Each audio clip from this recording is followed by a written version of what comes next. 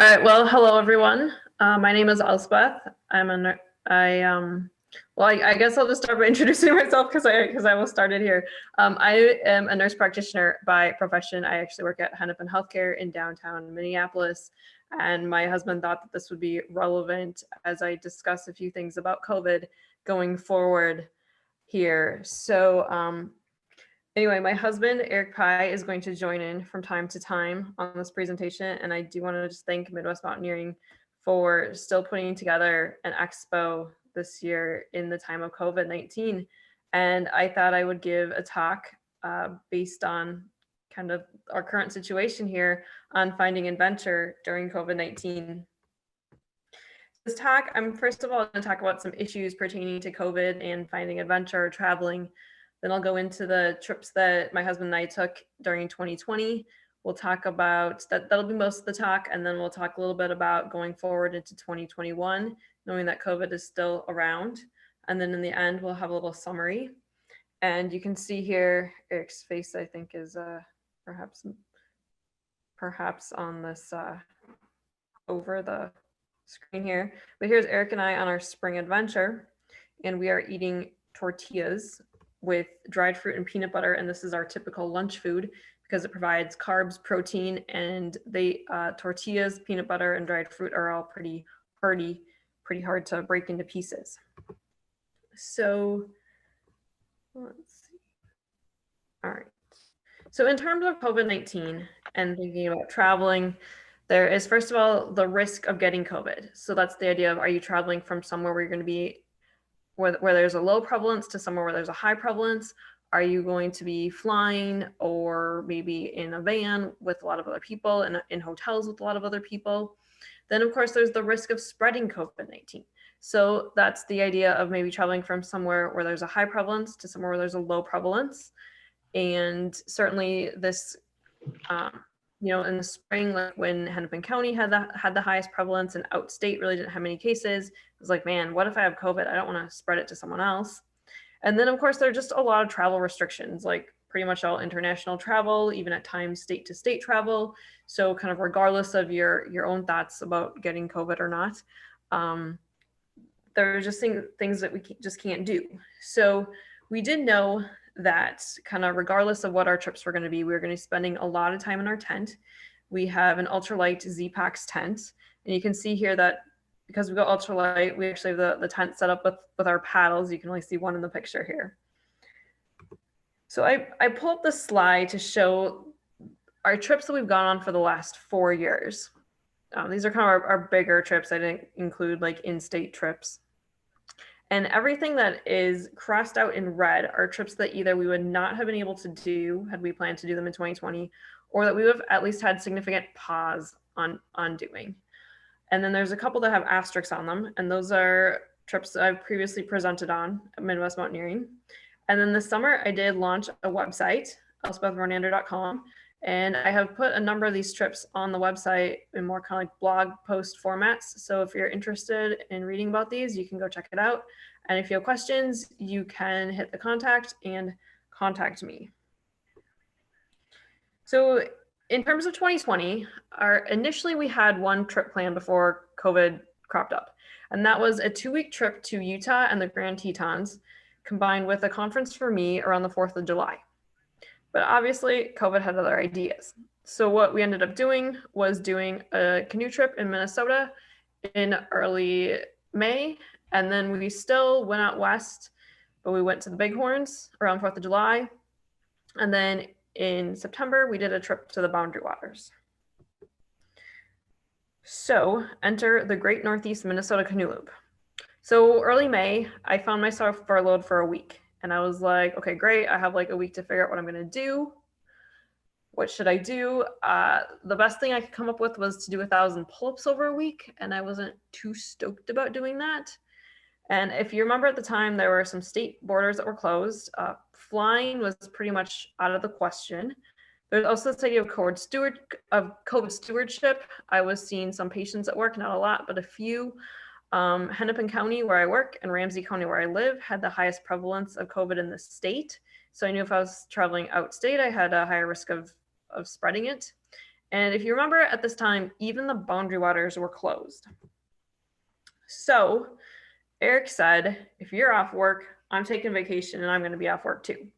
And he said, how about if we do this trip that we had previously talked about doing, but just we're kind of, for reasons that you'll see later on here, we're kind of a little hesitant to do. And that is something that I have now dubbed the Great Northeast Minnesota Canoe Loop. This is a canoe loop paddling up the Whiteface River, portaging into the St. Louis River, and then paddling down the St. Louis River. And this is starting and stopping in the town of Floodwood, Minnesota. So the St. Louis River is a designated Minnesota waterway.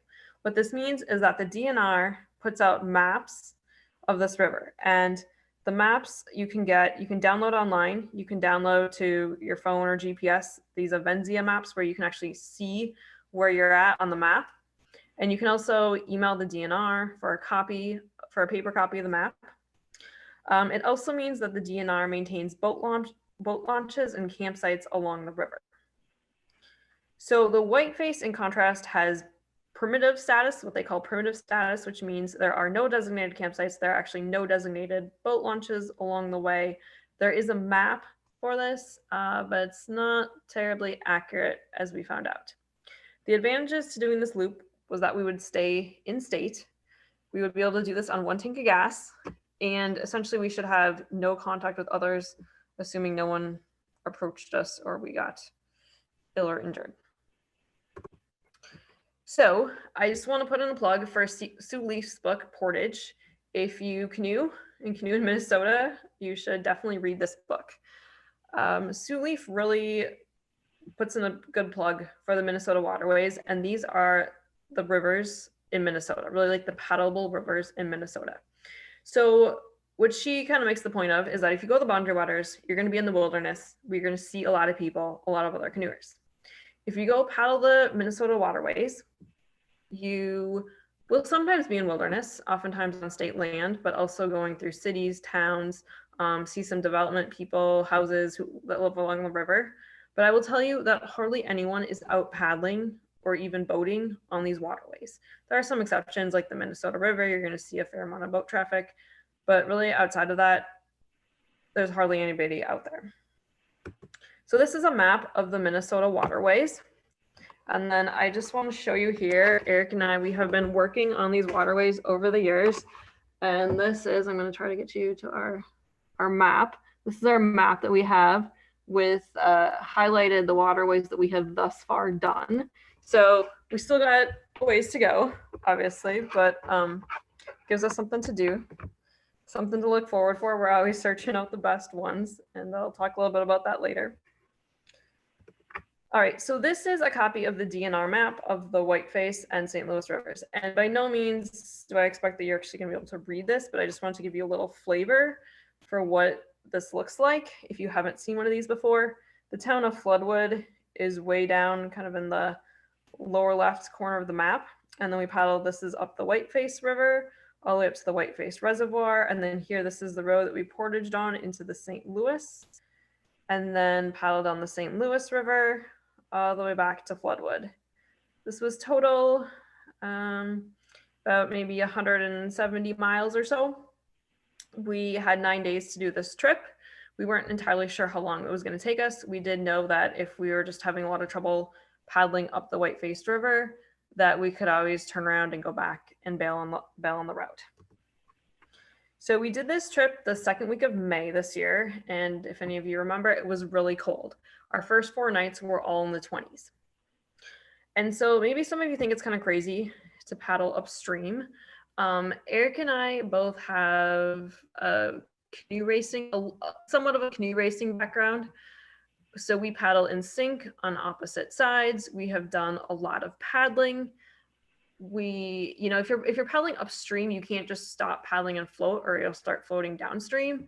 So the way that we always paddle is we pretty much keep paddling no matter what. And so we're just, we did some training for this trip, so we're in shape to do that. But the current on the Whiteface was pretty decent. And unlike in a larger river like the Minnesota or the Mississippi, where we paddle on quite frequently, where there's less current as you get towards shore, The Whiteface was small enough that you couldn't really duck away from the current by going near shore, or even sometimes by taking the inside bend. It was just too small of a river. There were a number of rapids on the river, class 1s, but there were 2 sets of class 2, and these were not marked on the map. And if you're going upstream, you're not gonna be caught by surprise by class 2 rapids.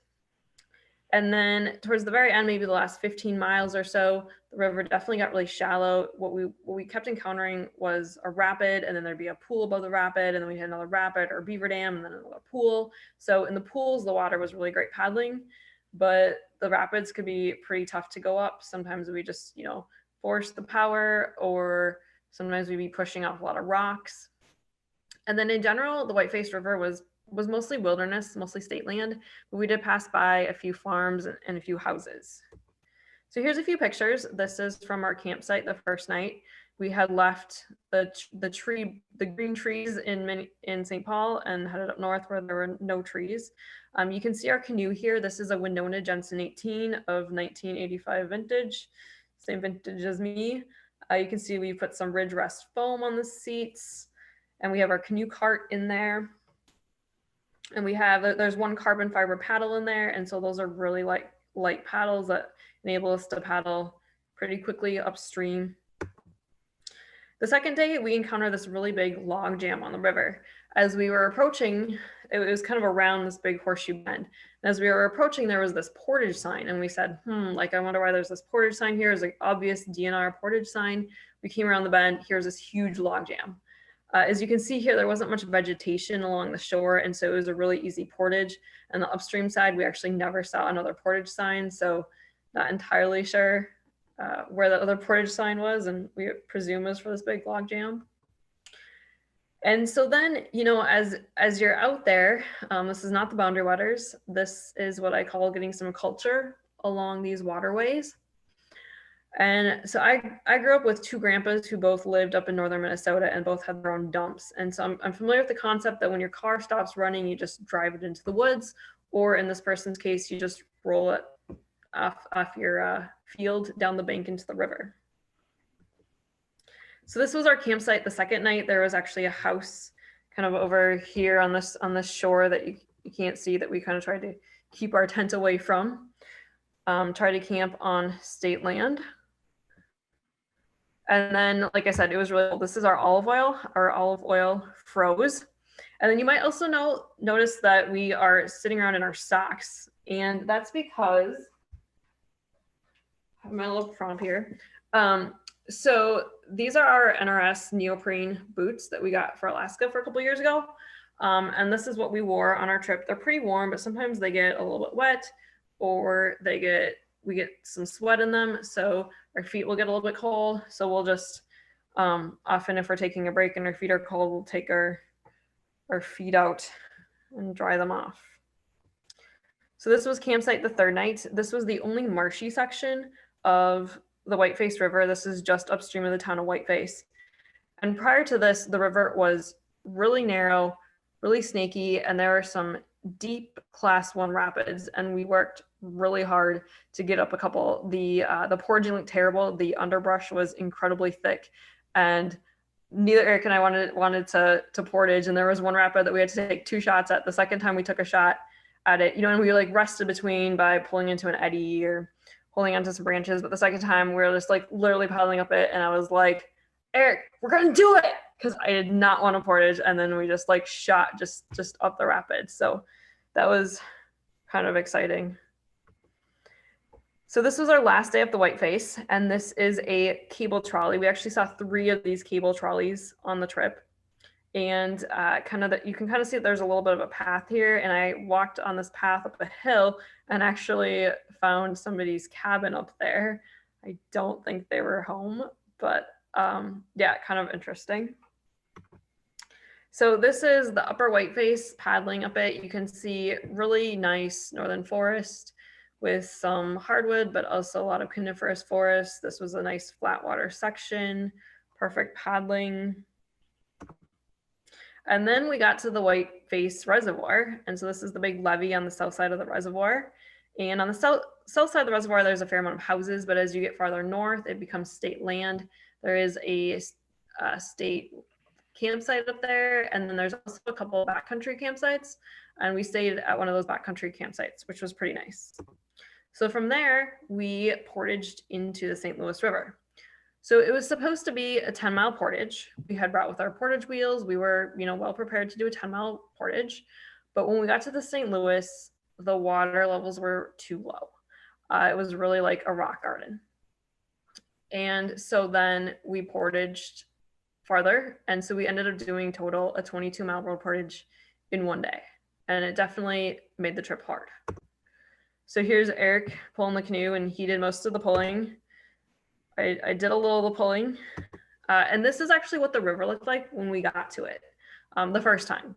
And as you can see here, this really caught us by surprise. It was incredibly wide. And as we started paddling downstream, we realized that there were rocks just under the surface. And then we went under a small road, actually. And then from there, we started hitting rapids and just constant boulders. And it was really just a boulder garden. So after portaging all day, it was probably about 5 o'clock where we put in by Aurora. And as we got in, we saw some rapids upstream, but then we saw that there were some rapids downstream. And there ended up being this solid class 2 rapid right after we put in. We made it through. It was a little exciting, pretty exciting. We definitely got a couple waves over the boat. As Erik said, that this rapid had vision, unlike the rock gardens that we were in earlier. So anyway, so then we were paddling downstream, and obviously paddling downstream is way faster than paddling upstream. We were averaging about 20 miles a day paddling upstream. That's just about all we found we could do. We weren't in perfect paddling shape when we started, so that limited us a little bit. So we actually paddled back to Floodwood over 2 days, paddling 50 miles and then 40 miles the second day. There were some occasional riffles in this section, but that was it. And then I'm always in search of the best flat water in Minnesota. And I think the section from Aurora to Forbes Dam on the St. Louis is some of the best paddling in the state, for sure. You just want to be cautious of that class 2 rapid that's just right downstream of the bridge by Aurora. There is a put-in just downstream of the rapid, and then you could also just put in at the next bridge. You're going to cut off a few miles, but there's still, it's a nice like 40-mile section of paddling there. So this was paddling down the St. Louis. There's a big bend in the river here and an old oxbow that actually goes out this way. And we stopped here on this nice sandy bank, and there were some turtle shells from newly hatched turtle. And then this is just a good example of what the section looked like. Actually, just upstream of this, where we saw the turtle eggs, was hardwood forest, but on either side of that, it was flanked by coniferous forest. Just really nice, intimate channel, like pretty much like the perfect size river. And then I had to put this toilet in the presentation because this is the only toilet that I used for the whole trip. This was at a campsite just downstream of the Forbes Dam. And so we had paddled 40 miles when we got here, and we decided to make dinner. And then we kind of debated staying here, not staying here. The campsite wasn't awesome. And so we kept paddling for another 10 miles so we wouldn't have to paddle as far the next day. As we kept paddling, it turned out that there had been a lot of beavers probably sunning themselves up on the bank, because we saw several beavers slide down the bank into the water, flap their tails as we were paddling. And then we got to this campsite. This is Sunset here. And so I think all the campsites that we passed on the St. Louis were all where these little creeks came in, or they're like little side channels. And we think the idea is that you could paddle into the side channel and then get out of your canoe.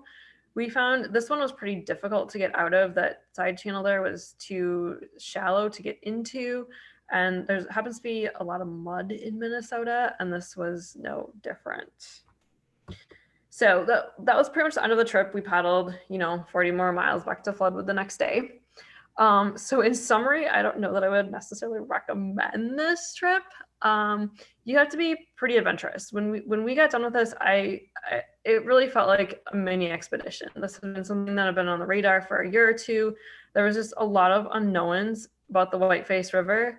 The Paddling Minnesota book does say a little bit about the Whiteface River, but not a whole lot. in summary, you know, I would really recommend, like I said, that stretch on the St. Louis from Aurora to Forbes Dam. What do you think of the? We got a question. Of the boundary waters and parks being shut down this spring as a government plan to contain the pandemic? Is it a good idea, bad idea? Okay, so the question was, what do you think about the boundary waters and state forest land being shut down this spring to contain the pandemic? Okay, so disclaimer, when we went on this trip, all of our state land camping was illegal. And this was part of the reason why I actually didn't want to go on this trip and why paddling the Minnesota waterways is difficult. Okay, paddling Minnesota waterways is difficult because sometimes there's campsites and sometimes there aren't.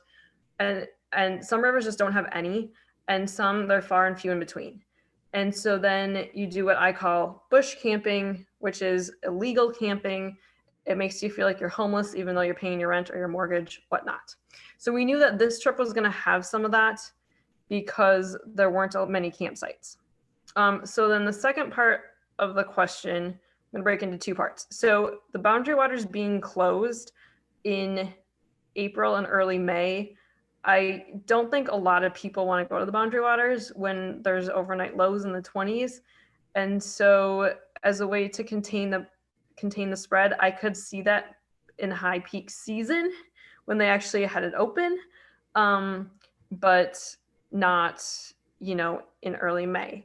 As far as state land being closed for dispersed camping, I guess I have had one experience where this was out on the Four Pass Loop in the Maroon Bells, where it was 4th of July weekend, and I have never seen so many people out camping in the wilderness. I mean, there are people set up tents like 20 feet away from each other at this lake. It was crazy.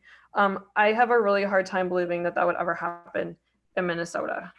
That I just don't think there's enough people paddling these waterways that dispersed camping could ever be an issue. I mean, unless they were worried about us like spreading it to the bears or the moose or something. I mean, come on. So, okay, so getting back to the talk. Okay, so the Whiteface River, just remember that there are those two sets of Class 2 rapids if you were going to paddle downstream. I think most people want to paddle downstream. If you go to my website, elspethronnander.com, click on this blog post site, and I have a map that shows better where those rapids are. And then, you know, we still have to paddle the stretch of the upper St. Louis, but we have a pack raft, fortunately. And so someday when the water levels are high, we're planning to hike into Seven Beaver Lake because the actual start of the, or at least as far up as the DNR maps go, you can't actually drive up there. So we're planning to like bushwhack hike up into the start of the St. Louis River and paddle back to Aurora. So this slide just shows some different loops that you could do in Minnesota. So we just did this Whiteface St. Louis one. We have talked before about a Little Fork, Big Fork combo with a little stretch here on the Rainy River. There is also this idea of paddling down the Little Fork across Rainy Lake through Voyageurs National Park up the Vermilion. Down in southeast Minnesota, you could paddle down the Zumbro, down the Mississippi, up the Root River, and do a really short portage here between these. I just Google satellited this recently. It looks doable. The start of this might be a little shallow, but definitely looks doable. And then the one that Erik and I are really eyeing, which is driving up to Sauk Rapids, paddling up the Sauk River. There's actually a canal that goes straight into the Long Prairie down to the Crow-Wing, and then down the Mississippi. And then this green line here, this is the Savannah Portage. And if you want to know more about the Savannah Portage, you should read my book that I just published. I have a whole chapter dedicated to the Savannah Portage. And this book is available at Midwest Mountaineering, as well as some local ski shops on Amazon and bicycle delivery if you know me. All right, so then we're going to move to backpacking the Bighorns. So the Bighorns are located in north central Wyoming, about a 12-hour drive from here. They are the closest mountain range the way the crow flies by far. Not quite so true with driving. You have to go a little out of the way. But anyway, we, you know, instead of going to this conference, I said, like, let's still go out west. But we aimed for the Bighorns because we thought that snow would still be a factor around 4th of July weekend. So I planned a kind of crazy off trail route with the plan to convert to on trail if needed. And we did this route mostly through the Cloud Peak Wilderness with the goal of climbing Cloud Peak, which at just over 13,000 feet is the highest mountain in the range. And again, early season, that means you might be on some snow, but also means that the stream crossings are a little treacherous. And some of you might have driven through the Bighorns on your way out to like Yellowstone or something, and you're like, oh, are those really big? Well, if you check out Google Maps, if you go right to the center of the Bighorns in the Cloud Peak Wilderness, there are some impressive mountains out there. So this is a really crazy map here that kind of shows what we ended up doing and a planned route. We started at Hunter Campground on the east side of the range, hiked on trail up to Florence Pass, over Florence Pass. And then here we were planning to climb Cloud Peak and actually do this section that was pretty high off trail, but Cloud Peak kind of kicked our butts. And so we just decided to turn around and hike down to Solitude Lake and around on the trails. And then this is some stuff up above Lake Elsa that we didn't get to. And we were going to go up over this divide off trail, but instead we went this way, still up on the divide off trail, came down, did some on trail and then some off trail, hiked here into South Piney Lake. Did not do this because this was too hard off trail. Came down here instead, did a little out and back on trail, and then pretty much followed up on trail, except this here was our route up Ant Hill. So this is Erik and Erik's uncle, who was actually brave enough to join us for the first couple of days of this trip. So this is us obviously at our cars at Hunter Campground. And then this was starting out. So we drove all day, started hiking around 6 p.m. or so. We often like to do that, hike for a couple hours, get to a campsite. And we actually ended up hiking down and then through this big meadow here was the way the trail went. So this is the next morning. What you can't see terribly well in this picture are a couple moose that we could see down in this clearing. And we actually saw almost as many moose on this trip as we did people. Although part of me wonders if we saw some of the same moose twice. So anyway, here we are hiking towards Florence Pass. And then this is getting really close up to Florence Pass. You can still see a lot of snow. You can see that I'm kind of walking around a wet section on the trail. And this is up at Florence Lake. So lots of snow, but obviously stunningly beautiful. Ice on the lake still, and then doing one of these stream crossings on this one. Unfortunately, we were able to keep our feet dry on rocks. Most of the stream crossings we elected to take off our shoes and socks and sometimes clothes to keep those dry. The highest the stream crossings ever got was like mid-thigh for me, like maybe knee for Erik, but you know, the water's cold and the water's moving fast. And then this is coming down from Florence Pass. I think the snow makes things prettier, but can be a challenge. And so then this was the next day. We ditched Erik's uncle at this point. He headed back to the car, and we were technically hiking off trail here up Wind River Peak, but as you can see, that this is a pretty popular peak, and there's a very defined trail here that Erik's walking on. We think this was Cloud Peak up here, not in the clouds yet. And then we got to about here or so that I'll show you on the next slide. So this is where we stopped on Cloud Peak. Cloud Peak is actually now up in the clouds. You can't see that, but we were walking along these rocks and I kind of suck at walking on boulders. So we were gonna go walk on the snow and we just started post holing and we just kind of looked at each other and it was like noon and we just gave up and turned back around. So this is us back on trail, hiking down to Solitude Lake. And then this is us the next day, hiking away from Solitude Lake. And here you can kind of see it. There's this really big waterfall. It was a really impressive waterfall coming down the mountain there. And then that day we hiked over to Elsa Lake. You can kind of see Erik here in this picture with these big mountains. This is Elsa Lake is on trail, so you can hike in there. It's an area that I would really, really highly recommend. And to take a layover day there, there's a couple really nice campsites, backcountry campsites, no amenities. But this is where the big mountains are in Cloud Peak Wilderness. And then that night, it was July 1st, it actually snowed on us. We got a nice dusting. And so here we are heading up onto the big ridge in the snow. And as you can see, the view on the ridge was pretty spectacular. The thing that sucked was that it was cold and there was a super strong wind. I hiked for hours in my down jacket and rain pants, and I had probably never been so cold hiking in the summer before. So we unfortunately couldn't enjoy this view too much because we just were really cold. And then coming down, we did a little glissading on snow. It's a lot of boulder walking. And then we got down to Highland Lake where we spent the night. Really nice view. And then the next day, I kind of wanted to climb this. This was Penrose Mountain here. And actually this is Penrose Mountain here from Highland Lake. But we just knew that that was going to be really difficult. And so we didn't plan to do that. But we did plan to kind of head up here to like a saddle on the peak to at least get in a little bit of elevation.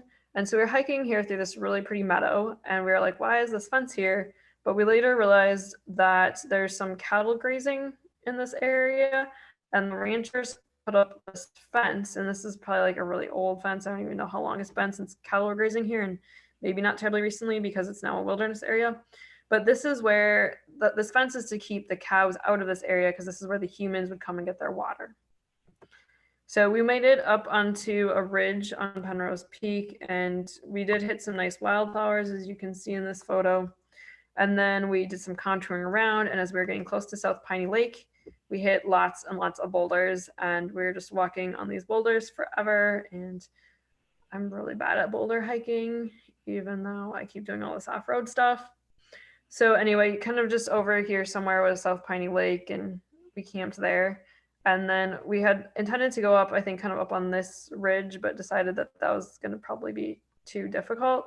So the next day we just decided to hike out, and here we are hiking out. And as you can see, big boulders. Took us quite a while. And then as we got down lower, we got to what I call the impenetrable forest. So this is just really, really thick forest that it's like almost impossible to get through between stuff that's fallen down and stuff that's still growing. And I kind of gave up right here and tried to find a little way over to the left that was a little less dense. So this is a topo map that I just wanted to show you. This here is, I'm going to call this South Piney Lake. It says South Piney Lakes. And the campsite that we stayed at was right here on this peninsula. And the crazy thing is there's no trail in there. This is hard to get to, but there was this obvious campsite right there. So that was really cool. But we had been contouring around here. And I mean, this can look like super easy, but as we headed out this distance, which is maybe a mile or so, definitely took us a couple of hours walking the next day. And then there was this obvious campsite area in here. And from here, there was this really nice trail back onto the main trail here on Cloud Peak Reservoir. But when you're looking at these maps, you know, you can't tell, like, are there going to be boulders? You can't always tell, like, how thick the forest is. And so I'll tell you a little bit about looking at different layers and stuff that can kind of give you some idea, but in general, you have to just go check it out. So this is the view of the range from Cloud Peak Reservoir. This is Bomber Mountain here, and this is Cloud Peak over here. So then we spent one more night there, and then we hiked out.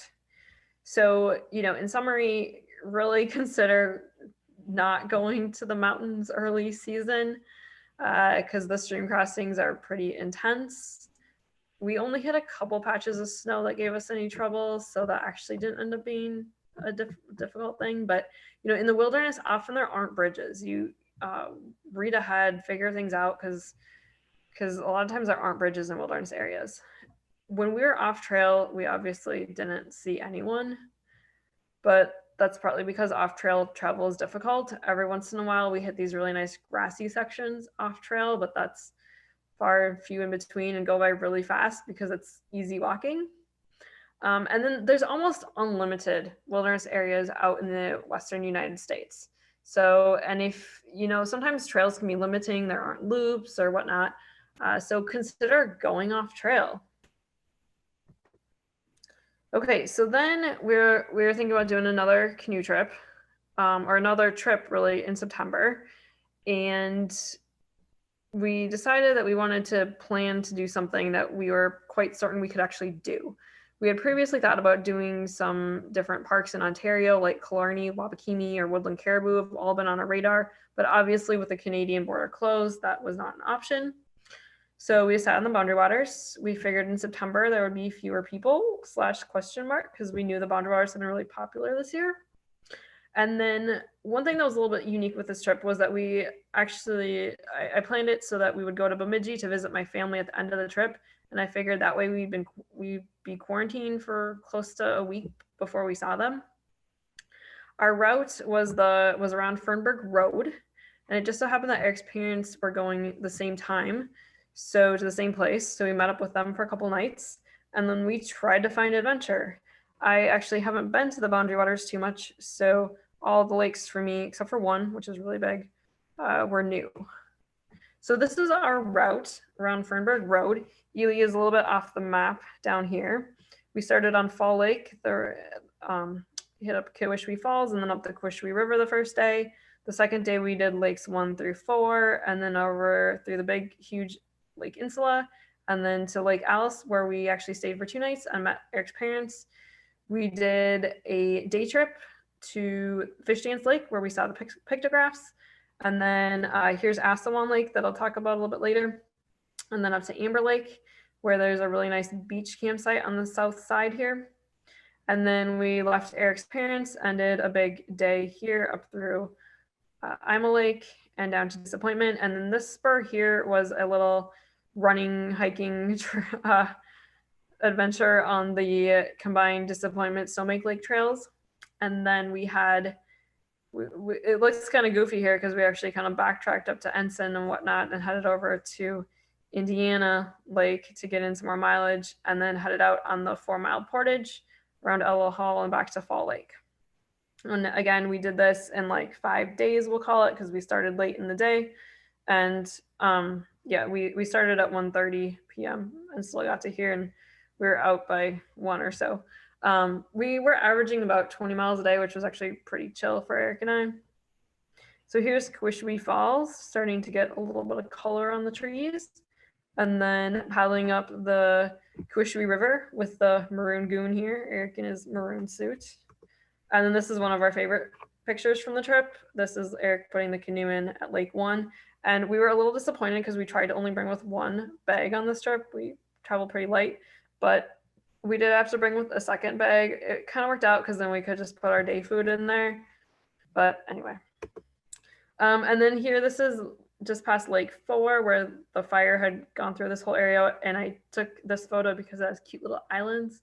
And I'm a fan of the cute little islands.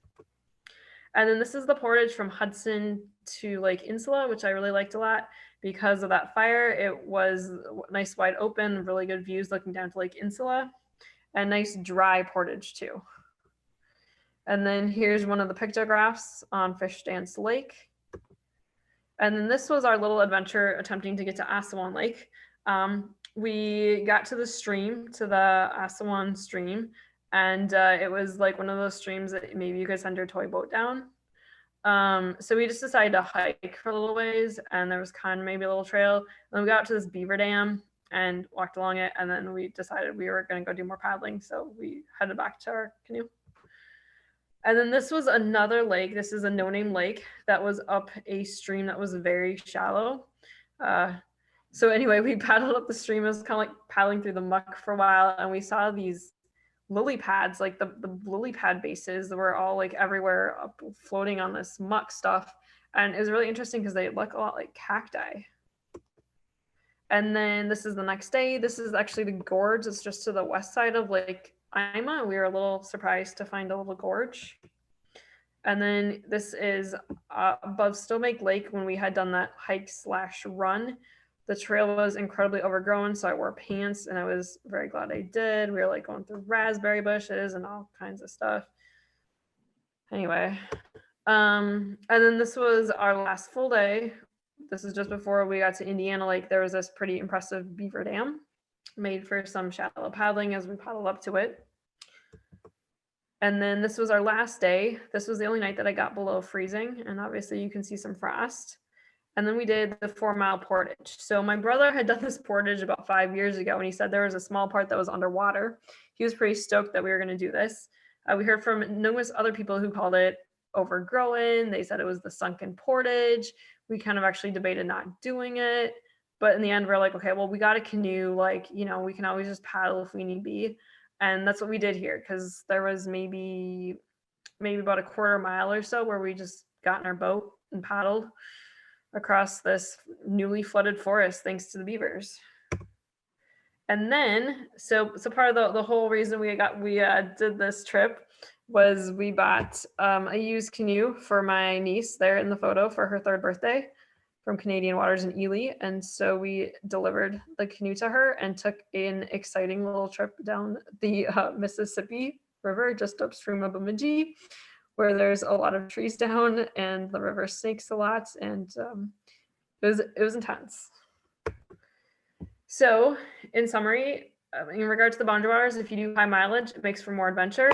Low water levels make for even more adventure. We had at one point a kayaker follow us up the stream that he just like that it was obviously impossible, and he was pretty inspired by us paddling a bit, so he followed us. Doing the sunken portage creates even more adventure, and obviously going off trail. And then Erik suggested that we go back with a pack raft and like hike around in the forest, and then when we hit water to like start paddling. But I don't know, that sounds pretty terrible. Although I will say that's kind of my plan for Killarney up in Ontario, although I would stay on trail. And that's because the portages there are pretty intense. So okay, so looking forward to 2021, COVID is obviously still around. We have for years been thinking about going out west to do some ski marathons, but obviously this is not the year. So we're looking in March to go up to the Great Bear Chase in the Keweenaw Peninsula of the Upper Peninsula of Michigan. And, you know, if you're looking for something to do this winter or early spring, I would highly recommend going cross-country skiing in the Midwest. There are so many places to go. There's the Gunflint Trail with Bearskin and Golden Eagle Lodge and Gunflint Lodge. There's all along the North Shore. There's Pincushion up by Grand Marais, which is a really fun trail system. I need to go explore that more. There's Sugarbush by Tofty. There's the Duluth area. There's a really nice single track trail just north of Duluth called Corky. There's the Bemidji area, which grooms a lot of ski trails. There's Maple Log, which is by Detroit Lakes. It's an all-inclusive ski resort with an endless cookie jar. There are the Morvest-Lopa trails in central Minnesota. They make snow, so you're guaranteed to have snow. Twisty trails, not very hilly, so if you're a novice skier, that might be a great place to go. There's the Berkey Trail up in northwest Wisconsin. There's the Ashland area in Wisconsin. We're actually planning to hit up Minocqua Winter Park, which has about 50 kilometers of trails. And like most of these places have, 50 to 100 kilometers of trails. There's a lot of trails. And then Ironwood, Michigan, and also the Keweenaw Peninsula. So, you could easily spend 4 or 5 weeks skiing these trails in Minnesota.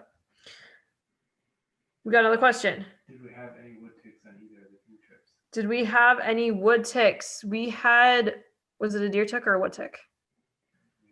Okay, we had one. Like this is like that picture that I showed you at the very beginning where we were eating our tortillas. That's where we had the one tick, but we can't remember if it was a wood tick or a deer tick. So then in early summer, next May, probably around Memorial Day or so, we're thinking about paddling some more waterways, probably combining that with another trip to Bemidji. And on the next slide, I'll talk about that one a little bit. Probably in August, we're planning to head out to the Northern Wind River Range and do a combo of on-trail, off-trail hiking.